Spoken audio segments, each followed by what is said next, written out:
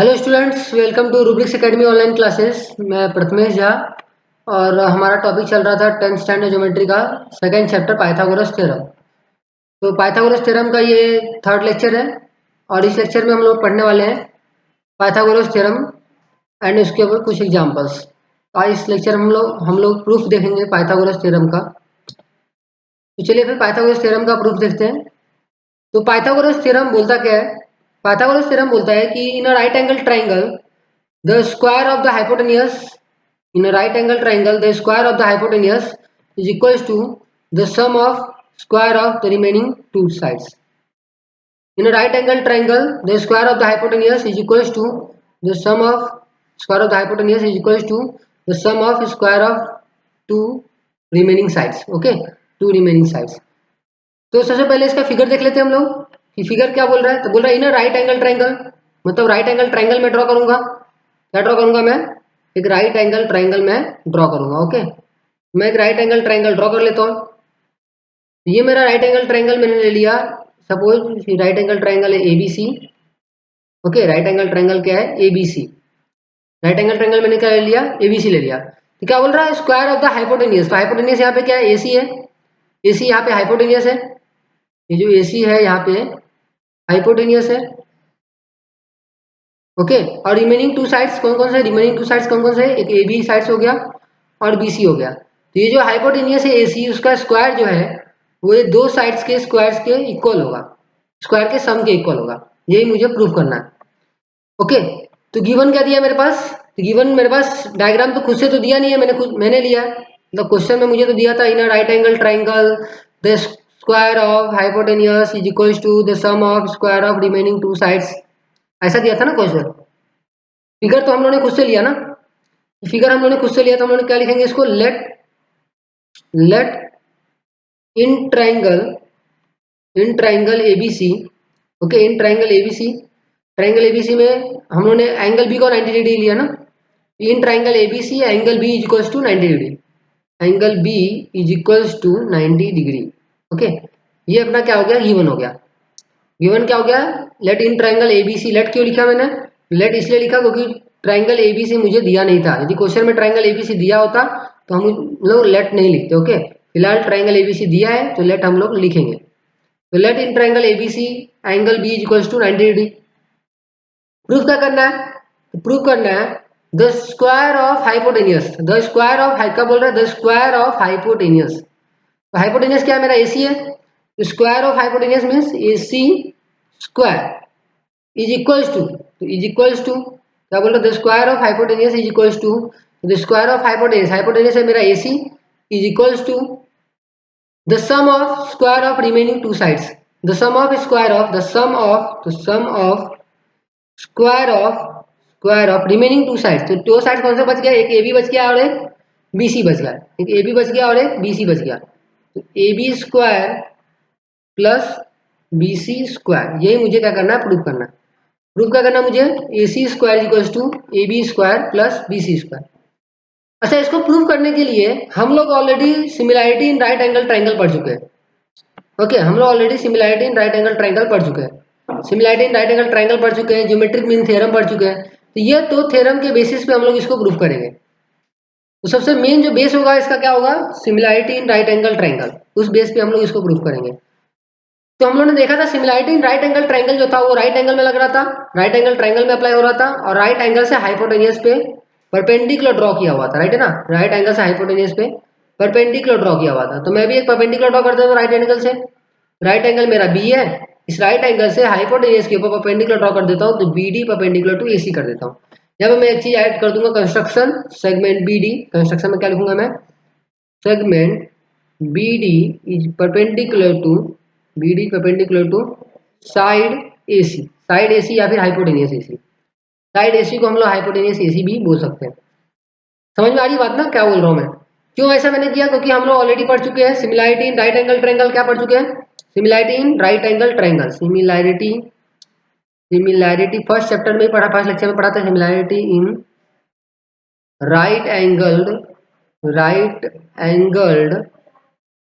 Triangle, ये पढ़ चुके हैं। Similarity in right angle triangle क्या बोलता है? किसी भी राइट एंगल ट्रायंगल में यदि राइट एंगल से हाइपोटेनियस के ऊपर परपेंडिकुलर ड्रॉ है तो जितना भी ट्राइंगल होगा सबके सब सिमिलर होंगे। और इसी कॉन्सेप्ट का यूज करके हम लोग ये थ्योरम सॉल्व करने वाले हैं, ठीक है। यही कॉन्सेप्ट का यूज करके हम लोग थ्योरम सॉल्व करने वाले हैं। इसलिए मैंने कंस्ट्रक्शन में ये जो पार्ट है सेगमेंट बी डी वाला पार्ट, ये पार्ट मैंने ऐड कर दिया, क्योंकि इसी कॉन्सेप्ट के ऊपर हम लोग, इसी कॉन्सेप्ट को लेकर के हम लोग थ्योरम सॉल्व करेंगे। ओके, तो ये सॉल्व करने के लिए चलिए फिर आगे बढ़ते हैं प्रूफ। तो प्रूफ देख लेते हैं। प्रूफ में सबसे पहली बात मुझे क्या दिया हुआ है। सबसे पहली बात मुझे मालूम है कि राइट एंगल ट्राइंगल है, राइट एंगल ट्राइंगल है और राइट एंगल से हाइपोटेनियस के ऊपर परपेंडिकुलर है। वही चीज मैं यहाँ पे कॉपी कर दूंगा। फर्स्ट पॉइंट क्या कॉपी करूंगा मैं, since in triangle ABC, in triangle ABC angle B is equal to 90 degree and segment BD perpendicular to hypotenuse, hypotenuse बोलो या फिर साइड बोलो, कोई भी चलेगा, हाइपोटेनियस एसी। ये मेरे पास कहाँ से आया, एक तो गिवन से आ गया, 90 डिग्री गिवन में दिया था, और ये जो हाइपोटेनियस परपेंडिकुलर टू सेगमेंट जो परपेंडिकुलर हाइपोटेनियस के ऊपर, ये मुझे कहाँ से आया, तो ये मुझे आ गया कंस्ट्रक्शन से, कंस्ट्रक्शन से।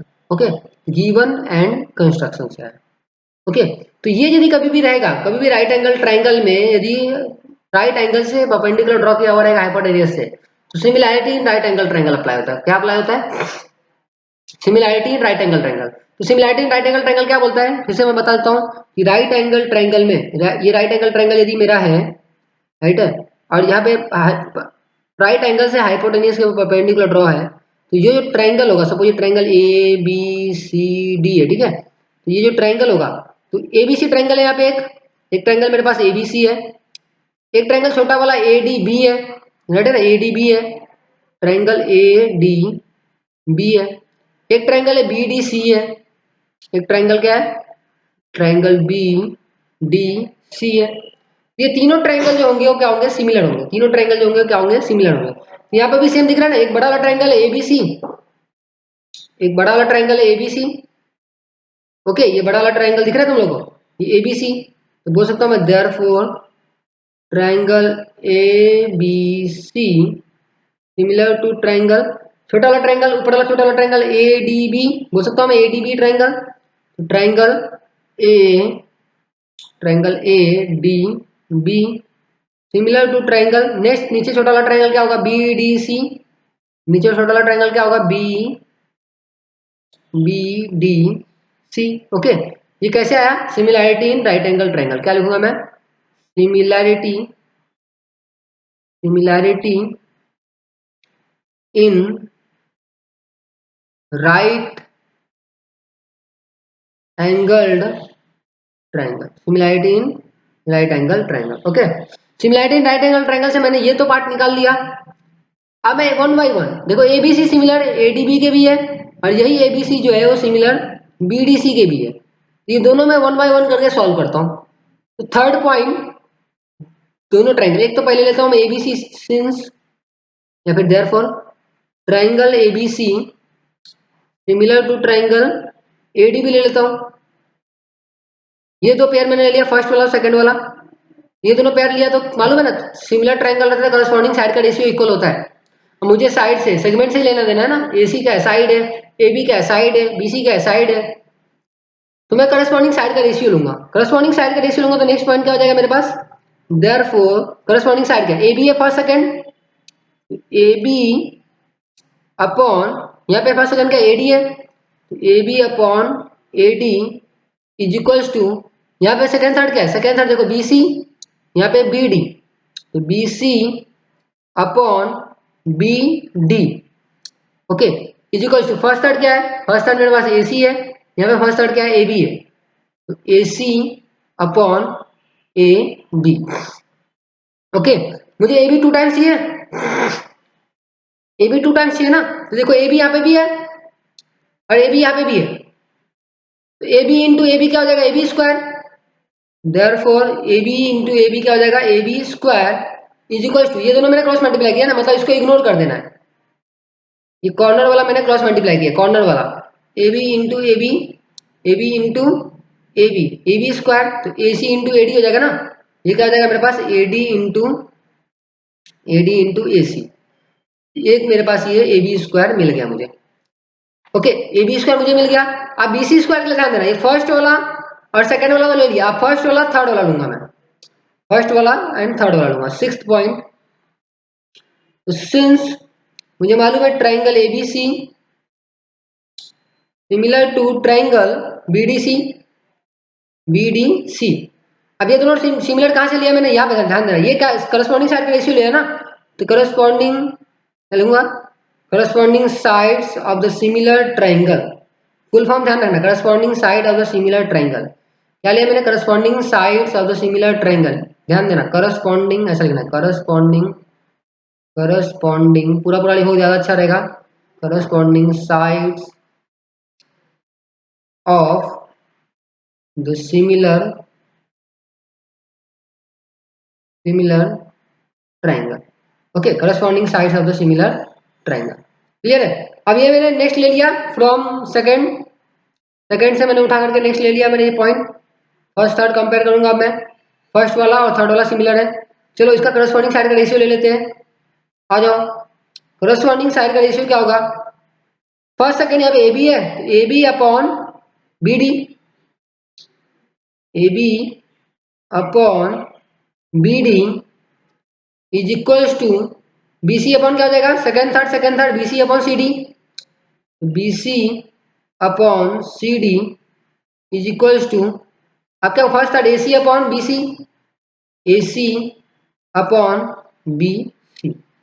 ओके, अब ध्यान देना यहाँ पे बी सी, और मुझे बी सी का स्क्वायर चाहिए ना, बी सी का स्क्वायर चाहिए, तो बी सी का स्क्वायर चाहिए तो B C into B C square हो जाएगा, मतलब ये दोनों मैं सॉल्व करूंगा, ये दोनों वाला पार्ट लेके सॉल्व करूंगा।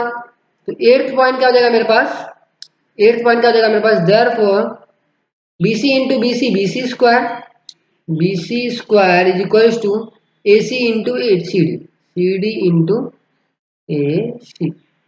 ओके, ये मुझे मिल गया, एक मिल गया ए बी स्क्वायर यहाँ पे मिल गया, बी सी स्क्वायर यहाँ पे मिल गया। ये कैसे मिला मुझे, करस्पॉन्डिंग साइड का रेशियो लिया मैंने, तो क्या लिखूंगा, corresponding sides of the similar triangle, corresponding sides of the similar triangle. अब ध्यान देना, मुझे क्या करना है, ए बी स्क्वायर को और बी सी स्क्वायर को मुझे ऐड करना है ना, ऐड करना है ना, तो मैं ऐड कर देता हूँ, चलो आ जाओ। नाइन्थ पॉइंट, दोनों को मैं ऐड कर देता हूँ, तो क्या हो जाएगा, A B square plus B C square is equals to, ये वाला पार्ट भी ऐड करूंगा, ए डी इंटू ए सी, क्या हो जाएगा, A D into A C plus next क्या, C D into A C, C D into A C, A D into A C plus C D into A C. समझ में वाली बात की नहीं।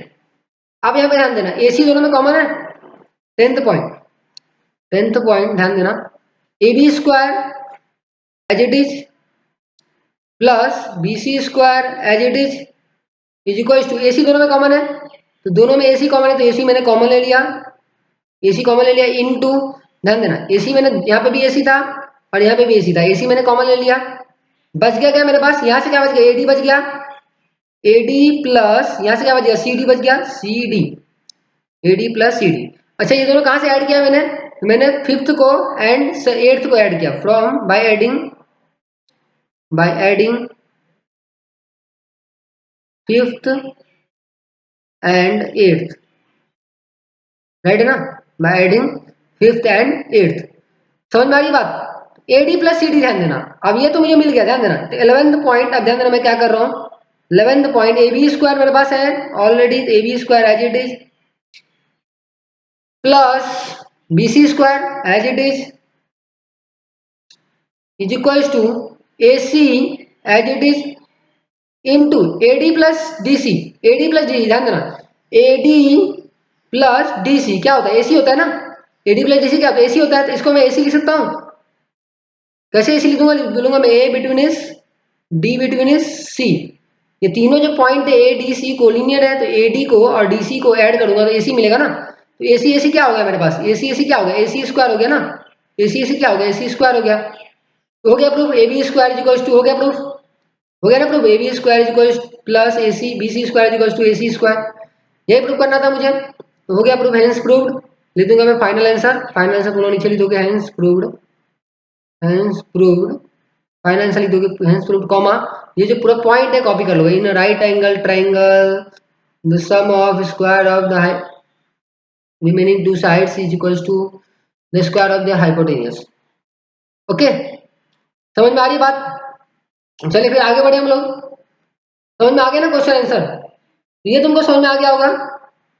प्रूफ, तो ये फाइनल आंसर लिखना मत भूलना, हेंस प्रूव्ड, ये फाइनल आंसर लिखना मत भूलना, hence proved the line in right angle triangle the square of hypotenuse is equals to the sum of square of remaining two sides. ये लाइन लिखना मत भूलना, यहाँ पे लाइन लिखना in right hence proved in right angle triangle, नीचे यहाँ last में लिखना है, इसके बाद लिखना है। समझ में आ रही बात ना?